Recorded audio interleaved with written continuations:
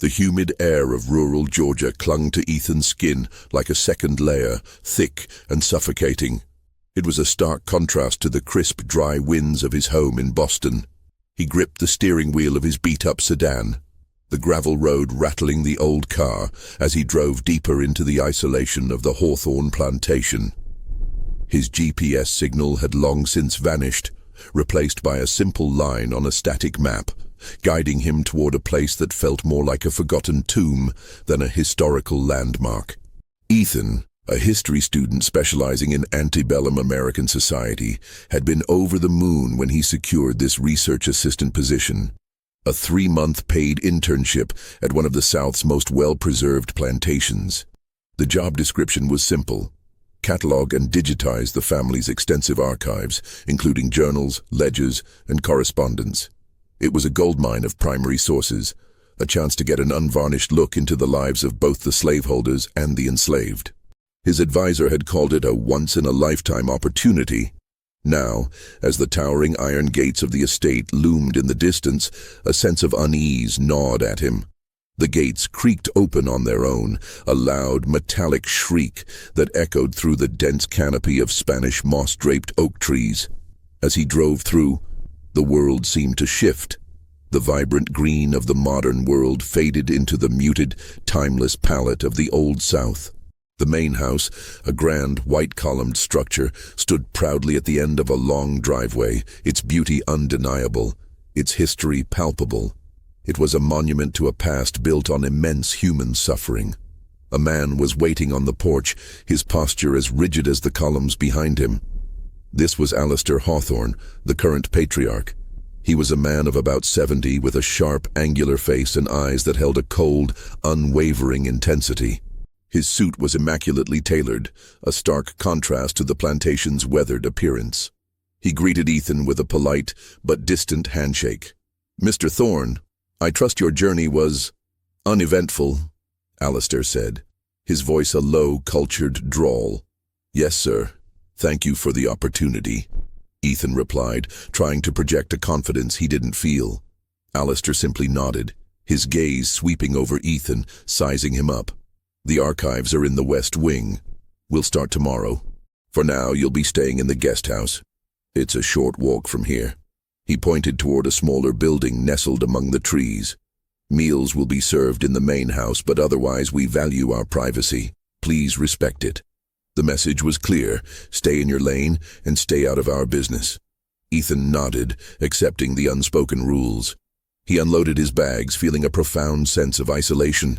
The vastness of the estate, the silence broken only by the chirping of crickets and the distant croak of frogs, was overwhelming. His guest house was a small, dusty affair. The furniture was old and heavy, the air musty with the scent of age. The windows were sealed shut, as if to keep the outside world at bay.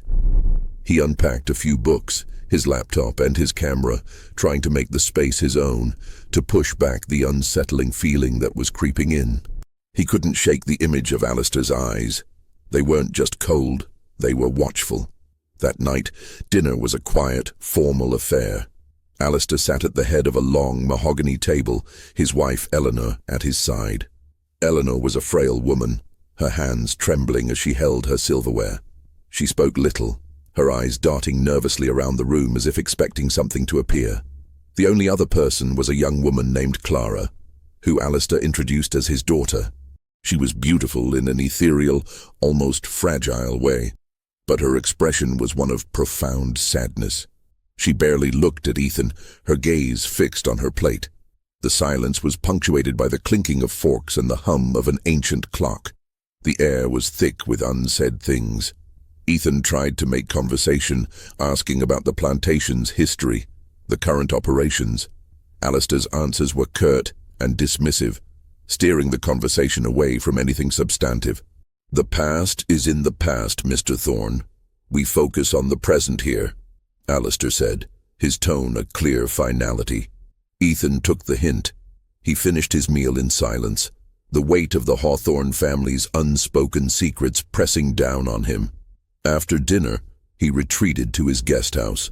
He lay in bed, the silence of the night amplifying every creak and rustle outside. He felt like an intruder, a lone outsider in a place that held its secrets fiercely. He thought of his advisor's excitement, the promise of discovery, and wondered if he had made a terrible mistake. The unease wasn't just a feeling anymore. It was a certainty. Something was deeply wrong at the Hawthorne Plantation, and he had just driven right into it. As the moonlight filtered through the thick trees, casting long, dancing shadows on the walls of his room, Ethan's mind raced.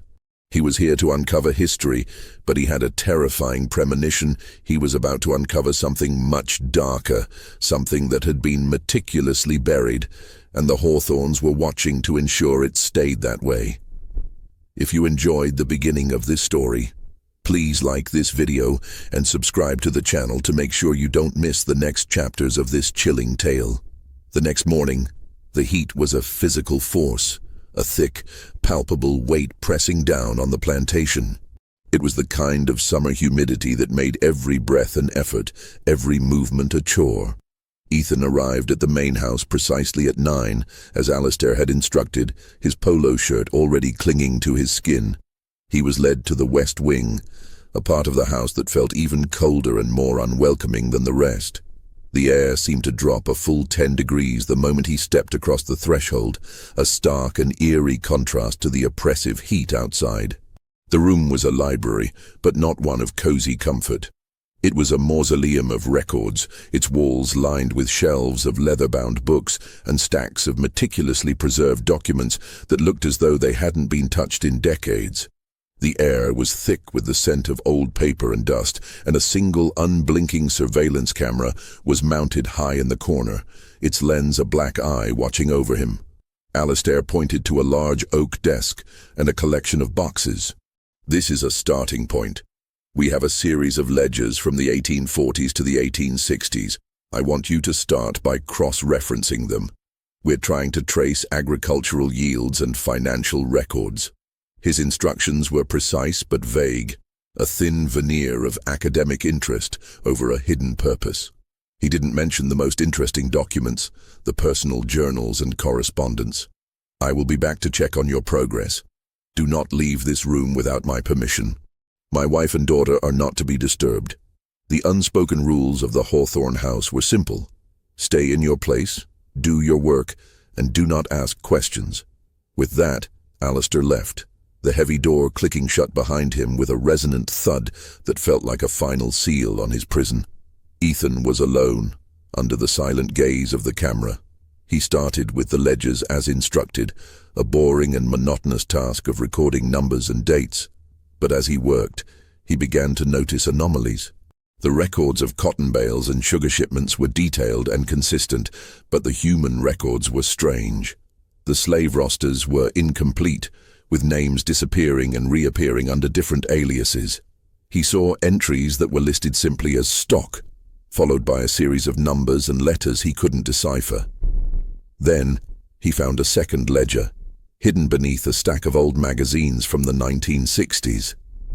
It wasn't a financial record, it was a detailed log of the enslaved women.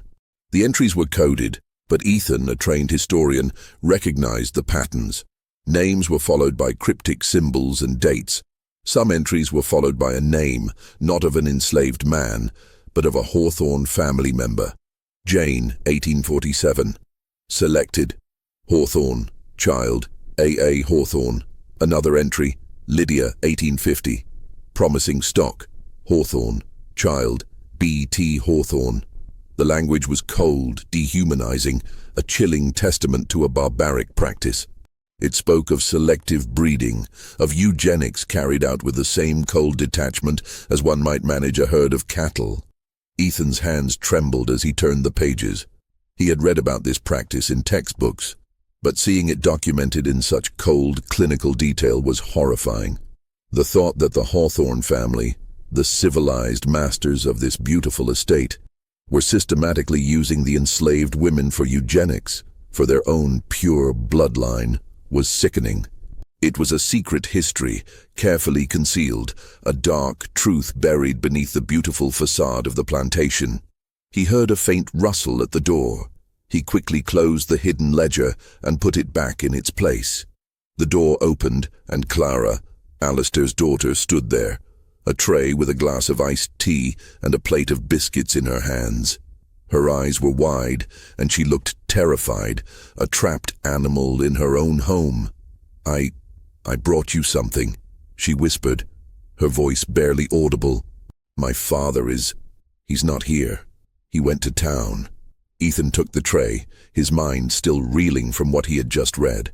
"Thank you, this is very kind of you." Clara didn't move, her eyes fixed on the bookshelves, a haunted look on her face. "You shouldn't be in here," she said, her voice dropping lower. "He doesn't want anyone in here. He watches, all the time." She gestured toward the camera. "I know. He told me," Ethan replied, trying to sound calm, trying to hide the fear in his own voice. "I'm just doing my job." Clara shook her head, a single tear rolling down her cheek. "You don't understand. Some things, they aren't meant to be found. They're buried for a reason." Before Ethan could ask what she meant, a car pulled up outside. The sound of the engine was a harsh intrusion, a signal of an impending threat. Clara's eyes widened in panic. "He's back. I have to go." She turned and fled the room, her footsteps a frantic patter down the hallway, a sound of desperate escape. Ethan was left alone again, the glass of tea in his hand, the biscuits untouched. Clara's warning, her fear, the look in her eyes, it all confirmed his suspicions. The secrets of this plantation were not just buried in history. They were alive and well in the present. Alistair Hawthorne wasn't just a descendant of slaveholders, he was a guardian of a monstrous legacy, a legacy he was willing to protect at any cost. His initial excitement for the internship was gone, replaced by a cold, sharp dread. He wasn't just a researcher anymore, he was a detective, and he was in a race against time to uncover the truth before the Hawthornes could silence him. The silence of the old house no longer felt peaceful, it felt menacing. A silent predator waiting for him to make a mistake. The hidden ledger now felt like a ticking time bomb. It wasn't a historical document. It was evidence. And Alistair Hawthorne, the man who had hired him, was not an eccentric patriarch. He was a gatekeeper, protecting a horrifying secret that went far beyond mere historical preservation. The chilling thought that this breeding may not be a relic of the past was already forming in the back of his mind. The next day, Ethan's work was a carefully orchestrated performance. With Alistair present in the room for short intervals, Ethan kept his focus on the benign financial ledgers, a mask of concentration hiding the frantic thoughts racing in his mind. But the moment Alistair left, the mask came off. He would discreetly retrieve the hidden ledger, his heart pounding in his chest. He took photos of the coded entries, saving them to a secure folder on his laptop. The more he read, the more he connected the dots. The names of the enslaved women, Clara, Maeve, Lydia, were not just listed. Their pregnancies, the birth dates of their children, and the names of the Hawthorne family members who fathered them were all meticulously logged. One name kept appearing more than any other: Silas Hawthorne, Alistair's great-grandfather. The log revealed a pattern of consistent, targeted pairings. It was a eugenics program, a horrific attempt to improve the Hawthorne bloodline by combining it with what they considered stronger stock from the enslaved population. This wasn't just a historical footnote, it was a deeply ingrained family tradition, a monstrous custom that had been passed down from one generation to the next. He decided to explore the plantation grounds during his lunch break, a fleeting moment of freedom from Alistair's watchful eye. He walked toward the old slave quarters, a row of dilapidated cabins. The air there felt heavy, charged with a palpable sense of sorrow and history. He noticed a small, unmarked grave in the overgrown grass behind one of the cabins.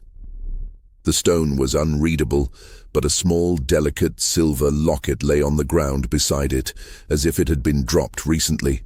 The polished silver was a stark contrast to the rough, ancient ground. He picked it up. Inside, he found a faded, almost unrecognizable photograph of a young woman. The locket felt unnervingly cold in his hand. He looked around. No one was in sight. He slipped the locket into his pocket. A sudden impulse, a feeling that this was not a relic of the past, but something more current. a silent cry from a living soul. When he returned to the library, Alistair was waiting, a glass of bourbon in his hand. His gaze was fixed on the surveillance camera, and a cold smile played on his lips. "Mr. Thorne, I trust you found some interesting documents in your exploration," Alistair said, his voice laced with a subtle threat. The word exploration hung in the air, a loaded accusation. Ethan's heart froze. "Just going for a walk, sir. It's a beautiful estate." Alistair didn't break eye contact. "It is. But the most interesting things are often not found in plain sight, are they?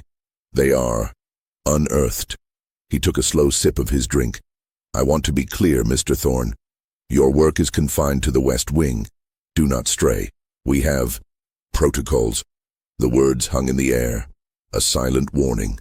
Ethan felt the weight of the locket in his pocket, a burning reminder of the risk he had just taken. He was being watched. He was being tested. He had no doubt that Alistair knew he had found something. But how? Later that evening, as he tried to analyze the photographs he'd taken, he got a call from his mentor back at school. "Ethan, I've been thinking about the Hawthorne family," she said, her voice sounding concerned. "They have a strange reputation. They're notoriously private. I've heard rumors of an almost cult-like devotion to their family line. It's all very secretive. Just be careful, Ethan. Something doesn't feel right." The phone call confirmed his fears. He wasn't just dealing with a reclusive family. He was dealing with a family obsessed with their legacy. A legacy built on a foundation of horrific crimes. The cryptic entries in the ledger, the terrified look in Clara's eyes, the locket he found. It was all part of a larger terrifying puzzle. Ethan realized he needed a new strategy. He couldn't just catalog the documents. He had to understand the modern-day implications of this dark history.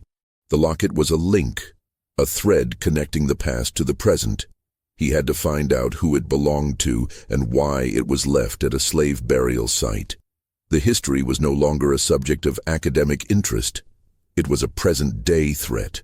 He was in a place where the past wasn't dead. It was breathing, and it was watching him. He was a trespasser in a living, breathing nightmare, and he knew, with chilling certainty, that he was running out of time. Ethan's investigation intensified. He became a ghost in the Hawthorne house, using every opportunity to sneak away from the West Wing. During his breaks, he would explore the dimly lit hallways, his feet padding softly on the old wooden floors. He found a locked door in the East Wing, a faint humming sound coming from behind it. It was a low, steady thrum, like the quiet work of a generator or a series of cooling fans. It sounded like machinery, modern and utterly out of place in the old house, and it seemed to vibrate with a sinister purpose.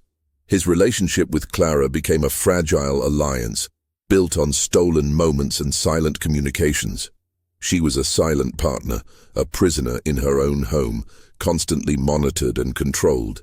He could see the fear in her eyes, a fear that transcended her father's watchful gaze. It was a deeper terror, an acceptance of a suffocating reality he couldn't yet comprehend. She would leave him small notes and clues, a dropped key, a quick whispered word, while her father was away, a silent plea for help from a soul trapped in a gilded cage. One afternoon, a note from Clara led him to an old abandoned shed behind the main house. Inside, hidden under a pile of rusted tools, he found a collection of personal journals, not from the main archives, but from a different time period, the 1940s to the 1960s. They were written by a woman named Eleanor Hawthorne, Alistair's mother. The old books were brittle, the ink faded, but the words were a punch to the gut. The first few entries were mundane, detailing social events and daily life, a typical diary from a southern socialite. But as Ethan read on, the tone shifted. The entries became frantic, filled with a growing terror. Eleanor wrote about the program and her duty to the family legacy. She spoke of bringing in new blood and maintaining the purity. He recognized the same chilling clinical language from the hidden ledger he'd found. But now, it was in the context of the 20th century, not the 19th. The dates, the names, the grim entries, it was all there. Eleanor's journals detailed the horrific truth. The breeding program never stopped. It simply went underground, adapting to the times. They had a hidden facility where they brought in women and girls from troubled backgrounds, women who were alone, with no one to look for them. They were held against their will, impregnated by Hawthorne men, and then their children were taken away to be raised as Hawthornes. It was a modern-day continuation of the old Pact, a sickening eugenics project carried out in secret for generations, and his mind reeled at the depravity. Alistair's mother wrote about her own torment, her guilt, and her fear. She mentioned her son, Alistair, and his fanatical devotion to the legacy. She described a special room in the East Wing where the program was conducted. That explained the humming sound he had heard earlier, the sound of a modern-day monster operating within the walls of a historic house. Ethan was in shock, the journals feeling like lead in his hands.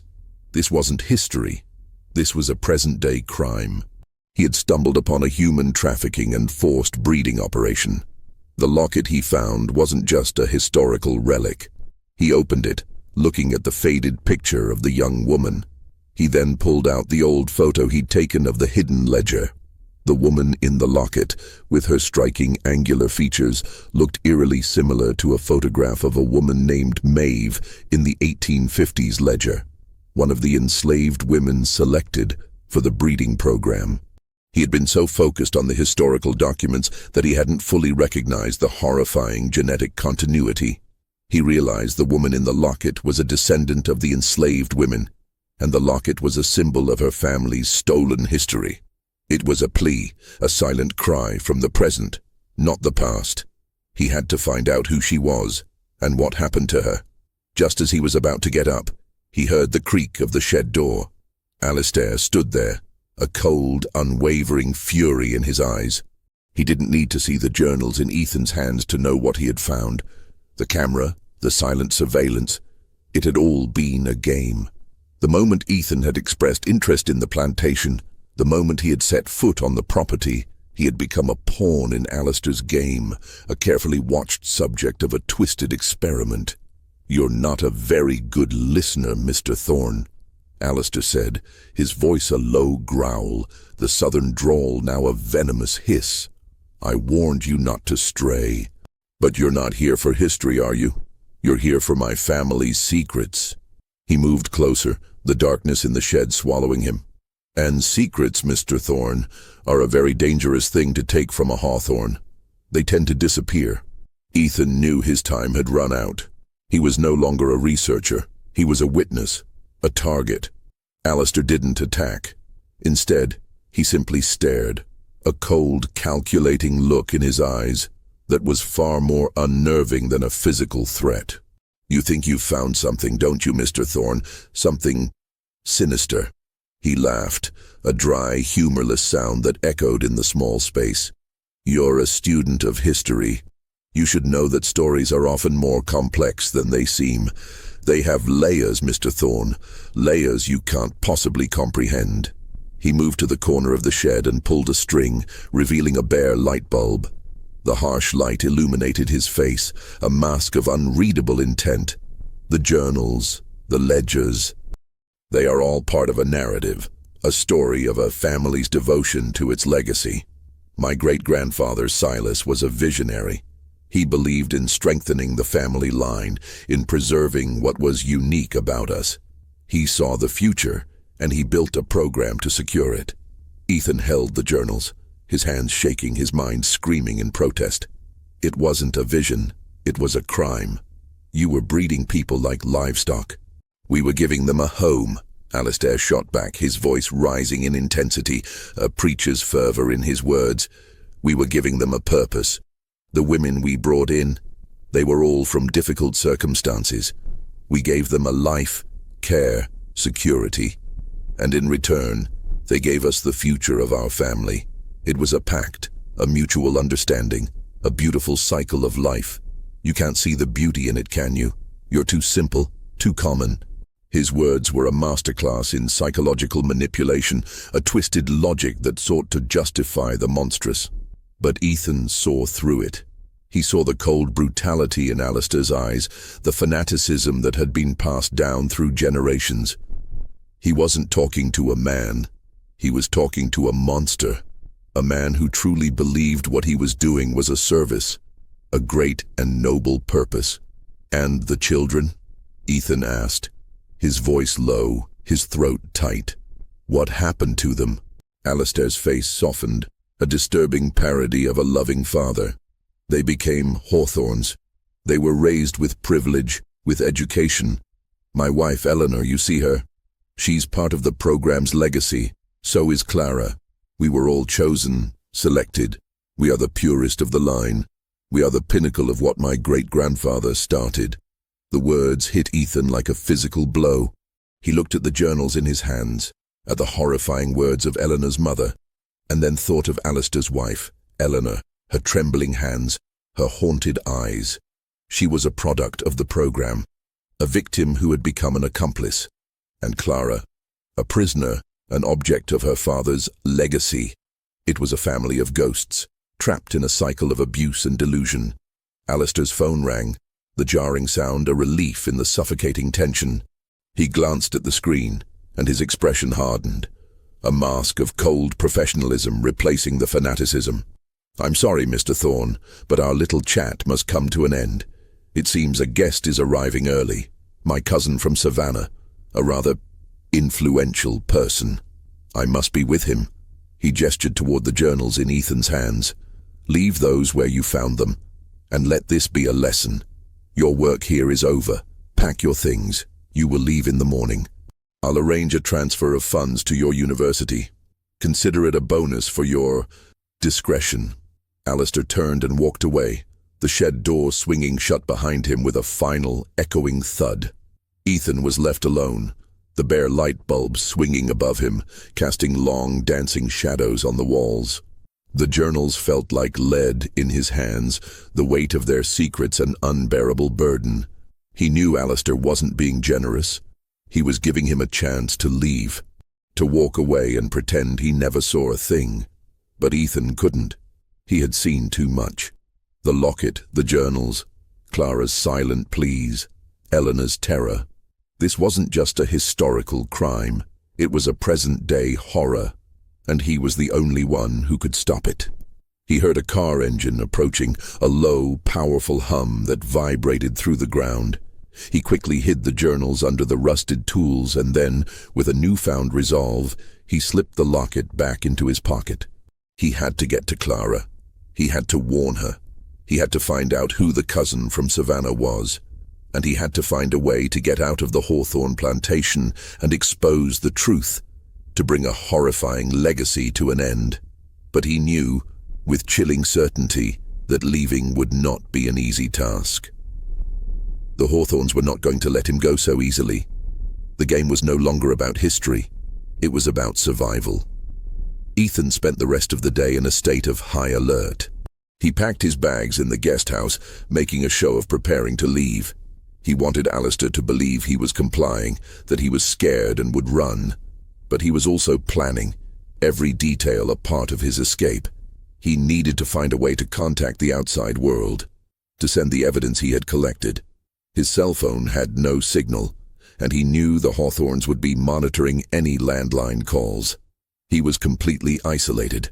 He tried to get to the main house, but Alistair was always there, a looming presence, his eyes following Ethan's every move.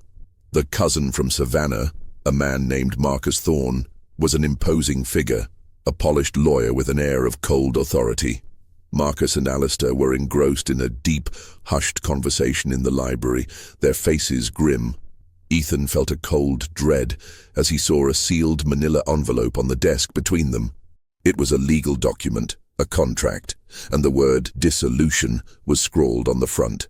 Dinner was an even more tense affair than usual. Clara was absent, and Alistair's wife, Eleanor, looked more terrified than ever, her hands trembling so violently she couldn't hold her fork. She kept looking at Ethan with wide, pleading eyes, as if begging him to do something, anything. A silent plea that spoke volumes about her fear. After dinner, Ethan went back to his guest house. He had a few hours before Alistair would go to bed. He had to act now. He grabbed his laptop, carefully copying the photos of the ledgers and journals onto a hidden external drive. He needed to get this information out.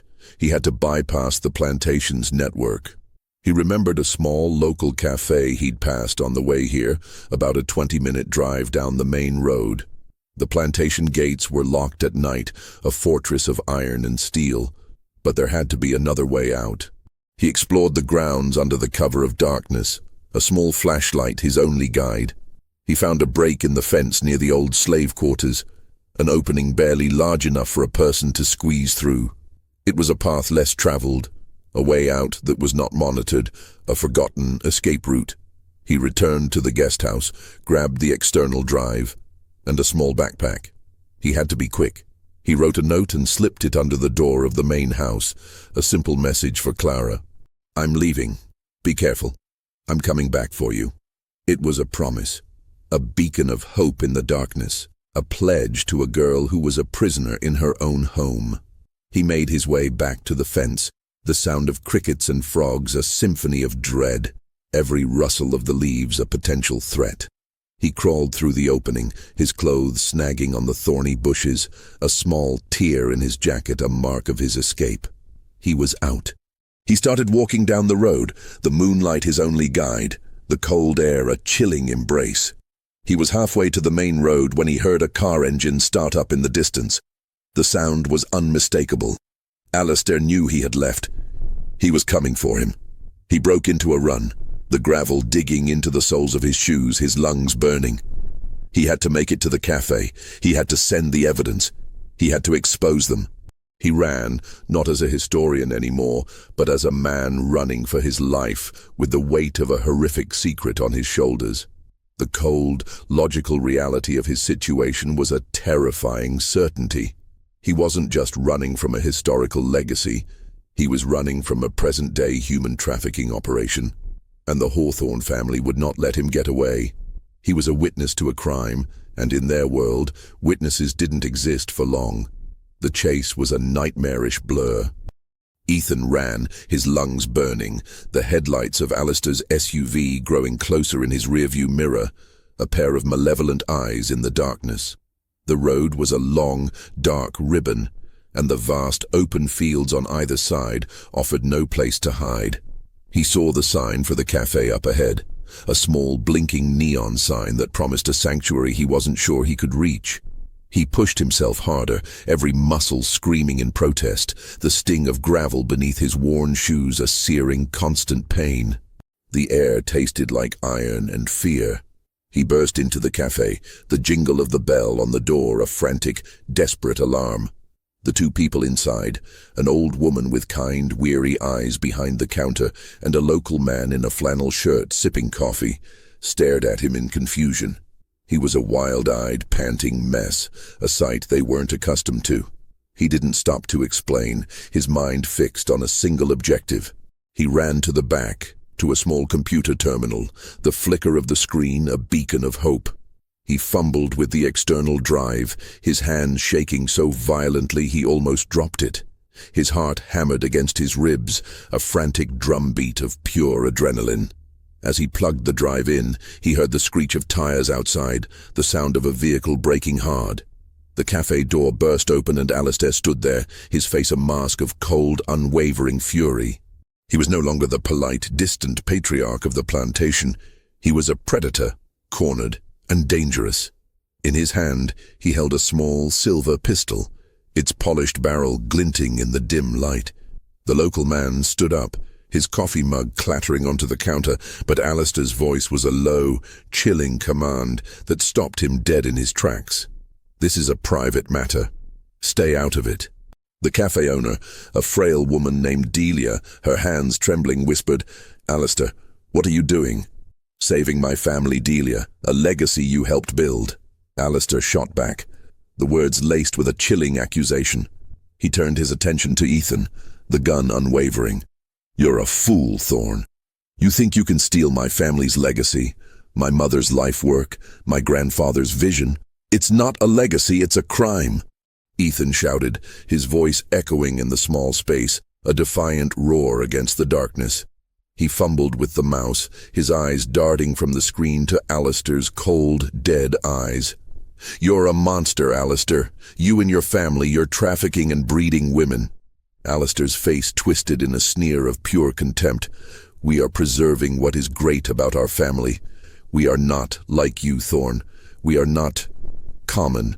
We are exceptional." He took a step closer, the pistol still fixed on Ethan. "Now give me the drive." Ethan's mind raced. He had to buy time. He had to stall. "Your wife, Eleanor, and Clara, they're victims, Alistair. They're prisoners." Alistair laughed, a chilling, insane sound that sent a shiver down Ethan's spine. Eleanor, a victim? She was honored to be chosen. She was a gift from the program, a testament to its success. Clara, she is the perfect culmination of the Hawthorne legacy.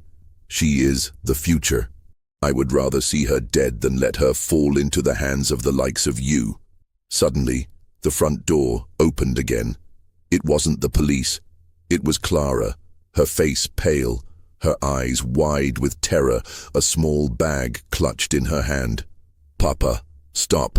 You can't do this," she screamed, her voice breaking. Alistair's eyes narrowed, a flicker of genuine shock on his face. "Clara, get back to the car. Now." His voice was no longer a command, but a plea, laced with a desperate kind of parental authority. "No!" Clara screamed, her voice cracking. "I heard you, Papa. I heard you talking to Marcus. I heard what you were going to do to him." She pointed a trembling finger at Ethan. "You were going to make him disappear, just like you did with my mother." Eleanor, Alistair's wife, had been absent from dinner, and Ethan had a sickening feeling in his gut. He had known Alistair was capable of anything, but the full extent of his cruelty was a new, horrifying realization. Alistair's facade crumbled, the mask of cold control shattering. She left Clara. She chose to leave. His voice was weak, the lie thin and pathetic. "No!" Clara screamed, her voice rising in a desperate crescendo. "She didn't leave. You locked her up, Papa, in the East Wing. You said she was getting sick from the legacy, that she was becoming weak. You were going to do to her what you were going to do to me." The words hung in the air, a final, brutal truth. Ethan saw it all now. Eleanor was not a willing participant. She was a victim, a product of the program, now deemed unfit. And Clara, a pure product of the legacy, was next on the chopping block, a testament to her father's fanatical cruelty. Alistair's face was a mask of cold, unwavering intent, a final, chilling resolve.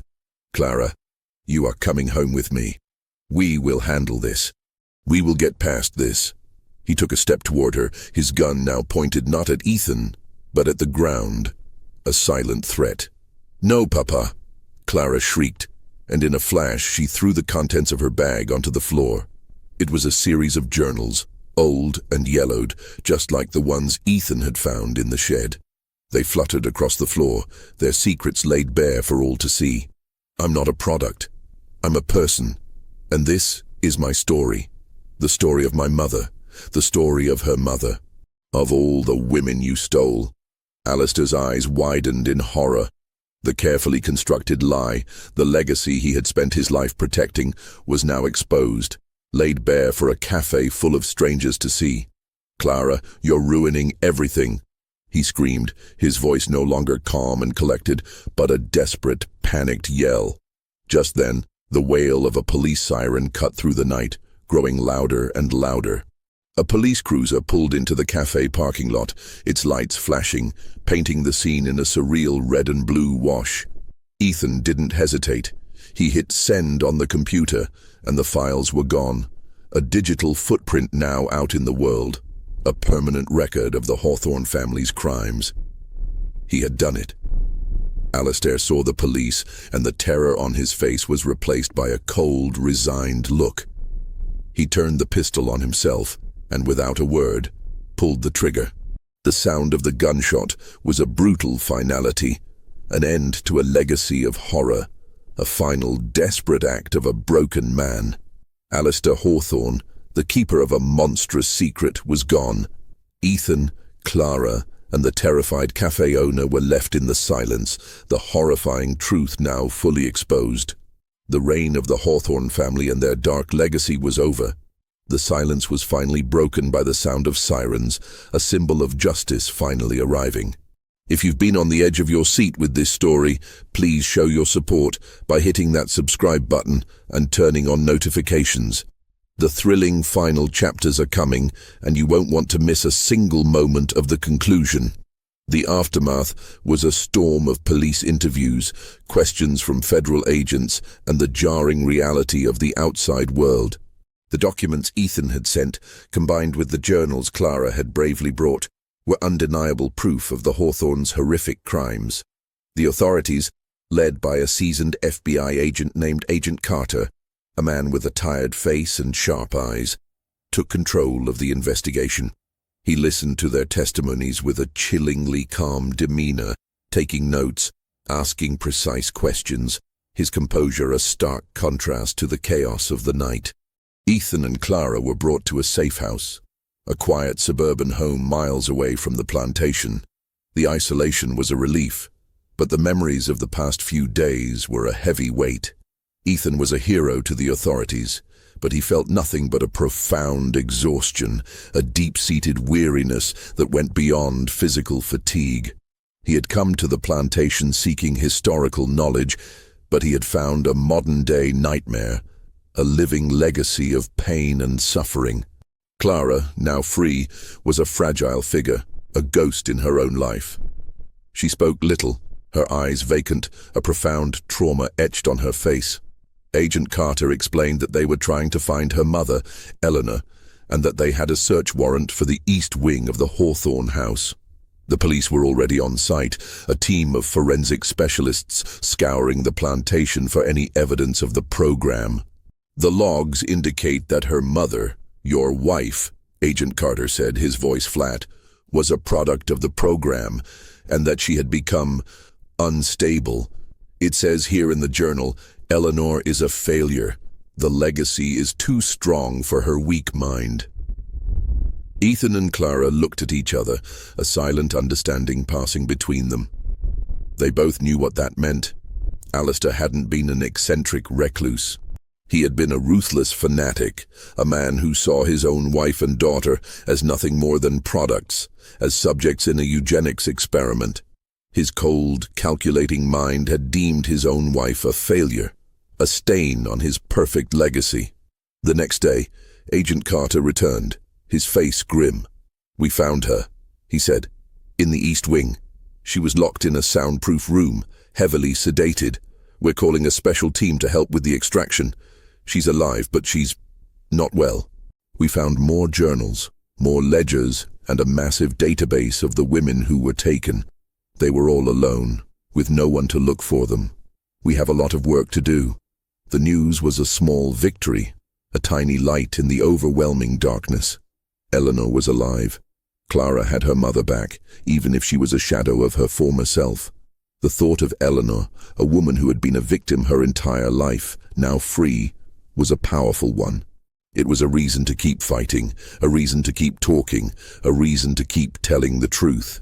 As the days turned into a week, Ethan found himself talking to Clara. She was slowly, painfully, starting to open up, the words coming out in a hesitant, broken whisper. She told him about her childhood, her father's obsessive focus on purity and legacy. She told him about the guests, the young women who would come to the plantation and then suddenly disappear. She told him about her mother's secret meetings with her mother's desperate warnings, her mother's attempts to leave. And now, the truth was out. The world would know about the Macabre Hawthorne Plantation. Ethan felt a deep sadness, not just for Clara and her mother, but for all the women who were taken, for all the children who were stolen, for the horrific legacy that had been passed down for generations. The Hawthorne family's twisted obsession with bloodlines had ruined countless lives. The beautiful plantation, once a symbol of history, was now a monument to human cruelty. He sat on the couch in the safe house, looking at the locket he had found. He opened it, looking at the faded picture of the young woman. He knew now that she was a descendant of an enslaved woman, a victim of the Hawthornes' cruelty. The locket was a silent scream, a link to a past that was never truly gone. Clara came and sat beside him. She took the locket from his hand. "That's mine," she said, her voice a whisper. "My mother gave it to me. She told me it was my great-grandmother's. She told me to never lose it, that it was a reminder of who I am, that I wasn't just a Hawthorne, that I was more than their twisted legacy." Ethan looked at her, and for the first time, he saw not a terrified prisoner, but a survivor. "You're a thorn," he said gently, "and a Hawthorne." He paused, looking at the faded face in the locket. "And you're a legacy of strength, a testament to survival." The Hawthorne Plantation, the beautiful, horrific place, was a part of their history, a history that was no longer a secret. And they, the survivors, were the ones who would tell the story. The truth was out, but the work was far from over. The investigation into the Hawthorne family's crimes became a national news story, a shocking expose that captivated the public. The sheer scale and duration of the operation stunned the country. The media descended on the Hawthorne Plantation, now a crime scene cordoned off with bright yellow tape. The beautiful white-columned house became a symbol of a dark and horrifying secret. The meticulously kept ledgers and journals, the coded entries, and the massive database of victims became crucial evidence, a damning chronicle of a family's depravity. Ethan and Clara, with their brave testimonies, became the faces of the investigation.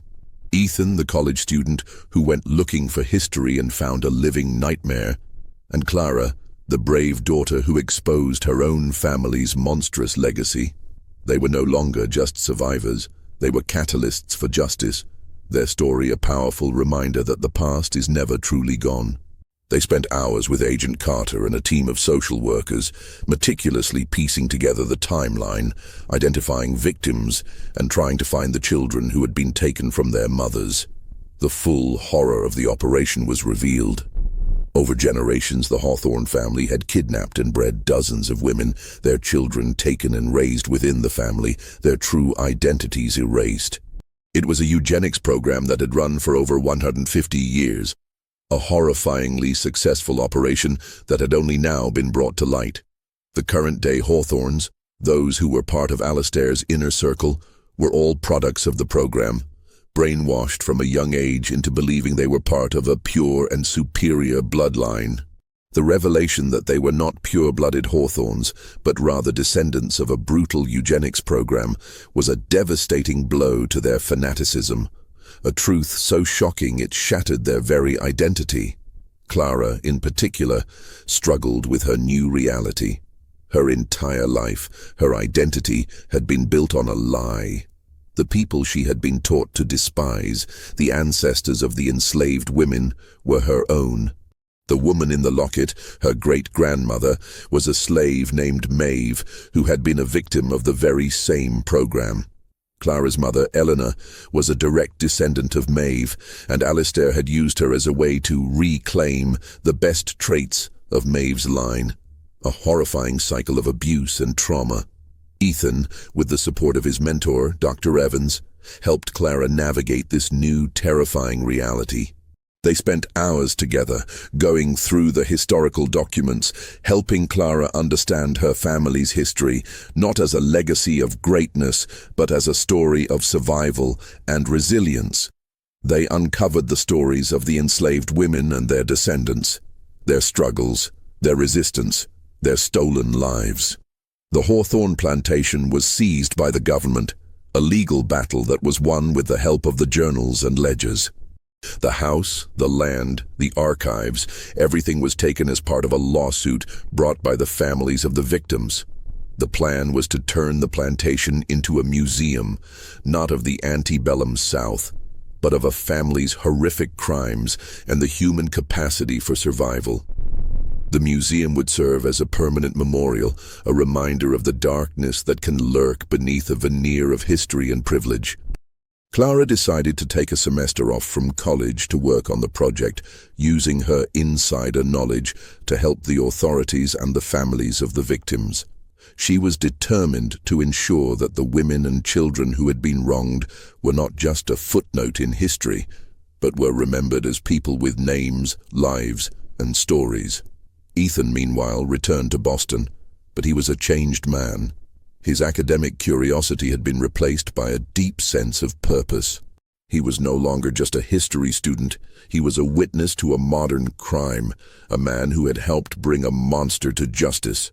He knew his life and his academic career would be forever intertwined with the Hawthorne story. He would use his knowledge to fight for the truth, to ensure that the voices of the victims were never silenced again. He and Clara stayed in touch, their bond forged in shared trauma and a shared mission. They were both survivors, and they knew their fight was not over. The legal battles were just beginning, and they were ready to face them, together. The nightmare was over, but the work of healing and justice had just begun. 1 year later, the Hawthorne Plantation looked different. The Spanish moss still hung from the ancient oak trees, and the grand, white-columned main house still stood with its imposing dignity, but the air felt lighter, no longer suffocated by the weight of its secrets. The iron gates, once a formidable barrier of privilege and exclusion, were now open to the public, a welcome to a place of truth and remembrance. They had been repurposed, not torn down, a symbol of the plantation's own transformation. The old name, Hawthorne Plantation, was still there, but a new, larger sign announced its true purpose: the Hawthorne Plantation Museum of Human Atrocity. Inside, the exhibits were not of the family's supposed grandeur, but of the crimes they committed. The West Wing, where Ethan had once toiled under the watchful eye of a camera, was now a public exhibit on the secret archives. Glass cases displayed copies of the hidden ledgers and journals, their cold, clinical language and coded entries revealing the program in all its horrifying detail. Visitors moved through the space in hushed silence, the weight of the information palpable. The East Wing, once a forbidden space that held Alistair's final secret, was a haunting memorial to the women who were taken. Their stories, gathered from journals and testimonies of survivors, were told in their own words, a powerful chorus that filled the space. A small, peaceful garden was planted where the old slave quarters once stood, its lush greenery a stark contrast to the dilapidated cabins, a silent memorial to the victims and their descendants. Clara was the curator of the museum. She had dedicated her life to telling the story of the women who were wronged by her family. She was no longer the fragile, terrified girl Ethan had met. She was strong, confident, and fierce, a protector of the truth. She had found her purpose, not as a product of a twisted legacy, but as a guardian of a new one. She had also found a deep connection to her own heritage, embracing the strength and resilience of the enslaved women who were her ancestors. She no longer saw herself as a Hawthorne, but as a testament to their strength and survival. She was the final, defiant proof that their program had failed. Ethan, now a graduate student, was her chief collaborator, a co-author on the historical texts that accompanied the exhibits. He had published a book detailing the entire saga, a non-fiction account that was a bestseller. He had become a voice for the voiceless, a man who had used his historical knowledge to fight for human rights, turning his academic passion into a crusade for justice. His book, a testament to his journey, was sold in the museum gift shop, its proceeds going to a foundation dedicated to finding missing persons and supporting survivors of human trafficking. He stood beside Clara, looking at a new exhibit in the museum.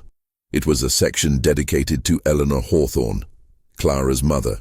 The exhibit told her story, not as Alistair's wife, but as a victim of the program who had secretly resisted, who had tried to warn her daughter, who had fought for her freedom in her own quiet way. Eleanor was in a long-term care facility, her mind still fragile, but she was receiving the care she needed, and Clara visited her every day, slowly rebuilding the bond that had been shattered by her father's cruelty. The last exhibit was the locket. It was displayed in a glass case at the end of the tour, a single powerful symbol of the story. The small silver locket with the faded picture of Maeve inside. It was a testament to the past, a warning for the future, and a symbol of the strength of the human spirit. It was the physical heart of the museum, the tiny object that had set the entire chain of events into motion. Clara looked at Ethan, her eyes filled with a quiet strength. "Thank you, Ethan," she said, her voice soft but firm. "You didn't just expose the truth. You gave me back my identity. You gave me a new legacy." Ethan smiled. "We did it together, Clara. We changed the legacy of this place. We made sure it would never be forgotten, but that it would be a story of survival, not just of horror." They walked out of the museum, the setting sun casting a golden light over the plantation. The ghosts of the past were still there, but they were no longer silent. Their voices were echoing through the halls of the museum, and their stories were being heard. The Macabre Hawthorne Plantation was no longer a place of fear, but a place of truth, a testament to the power of courage and the unyielding fight for justice. The true terror was gone, replaced by a new, more powerful emotion: hope.